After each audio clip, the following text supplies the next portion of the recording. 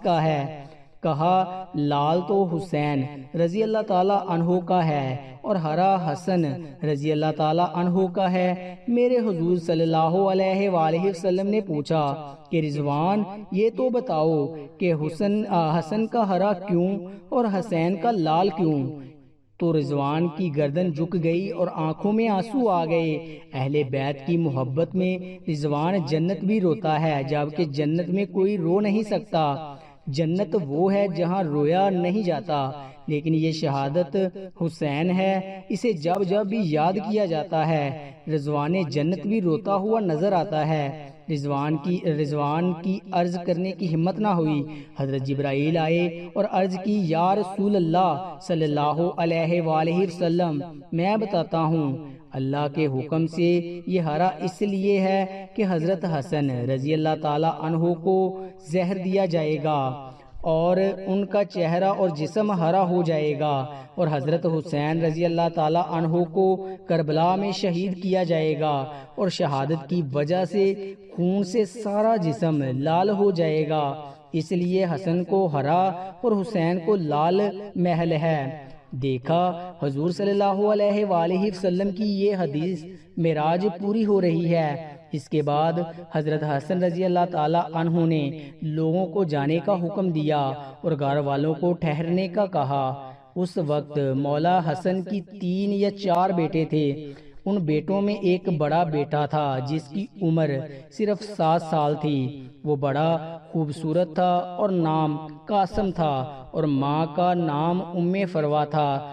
فروا قاسم کے سر پر ہاتھ پھیرتی اور اپنے شوہر کی طرف دیکھتی، گویا ان کے سامنے اپنی بیوگی گھوم رہی تھی۔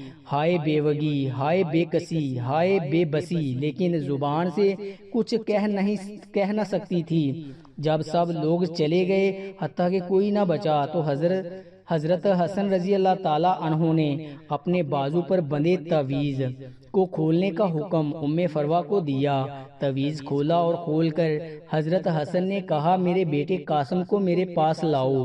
اپنے ہاتھوں سے وہ تعویذ بیٹے کے بازو پر باندھ دیا اور فرمایا بیٹا ایک وقت آئے گا جب تو شدید مصیبت میں گرفتار ہو جائے گا، اس وقت یہ تعویذ کھول کر دیکھ لینا۔ اس کے بعد حضرت حسین رضی اللہ تعالی عنہ کو بلا کر وصیت کی اور کہا حسین صبر سے کام لینا، اور میری تمنا ہے کہ جس وقت میرا جنازہ اٹھے تو مجھے نانا جان کے قدموں میں دفن کر دینا۔ میں نانا کے قدموں میں دفن ہونا چاہتا ہوں۔ امام علی مقام 28 صفر کو ایک روایت کے مطابق، 29 صفر کو اور ایک روایت کے مطابق 5 ربیع الاول کو شہید ہو گئے۔ اس طرح سے آپ کا پورا جسم ہرا ہو چکا تھا اور اندر کی آنتوں کے ٹکڑے قے کی صورت میں باہر گرے ہوئے تھے۔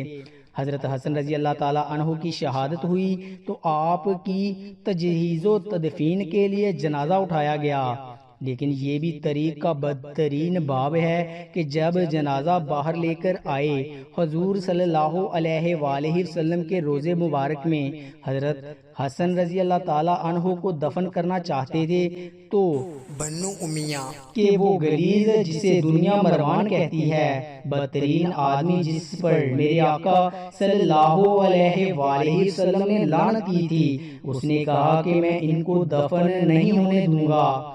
امام حسین رضی اللہ تعالیٰ عنہ نے کہا میرے بھائی کی وصیت ہے کہ میں دفن یہاں پہ ہی کروں گا، یہاں تک کہ مورخین نے لکھا کہ اس ظالم نے کمان سے تیر نکالا اور امام حسن رضی اللہ تعالیٰ عنہ کے لاشے پر چلانا شروع کیا۔ ایک بندہ جو شہید ہو چکا ہے، لوگ کہتے ہیں کہ مروان کو یزید کو اتنا برا نہ کہا اس لیے کہ انہوں نے کیا کیا ہے۔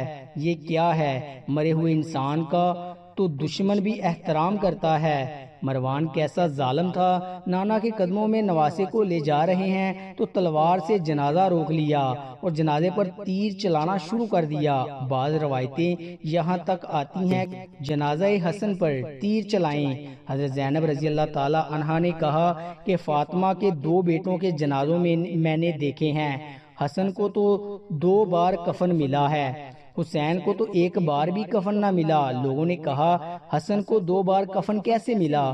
کہا کہ جب مروان نے اس کے لاشے پر تیر چلایا تو وہ تیر لگا تو وہ حسن کے کفن سے خون کی پوار نکل پڑی۔ تو اس وقت لوگوں نے کہا کہ ایک کفن پر اب دوسرا کفن پر پھر لپیٹ دو تاکہ حسن کو رنگین کفن میں لے کر نہ جائیں بلکہ ایک کفن اور دے دیا جائے۔ یہ بھی حضرت حسن رضی اللہ تعالی عنہ کی کرامت ہے کہ وصال کے بعد بھی تیر لگا تو آپ کے جسم سے خون نکلا۔ کسی نے امام حسین رضی اللہ تعالی عنہ سے کہا، شہزادہ حسن رضی اللہ تعالی عنہ کی یہ وصیت تھی کہ مجھے حضور صلی اللہ علیہ وآلہ وسلم کے قدموں میں دفن کریں، لیکن انہوں نے یہ بھی تو کہا کہ اگر مروان آڑے آئے تو مجھے امی جان کے قدموں میں دفن کر دینا، آپ اس پر بھی عمل کر سکتے ہیں۔ پھر امام حسن رضی اللہ تعالی عنہ کو حضرت فاطمہ رضی اللہ تعالی عنہ کے قدموں میں دفن کر دیا گیا۔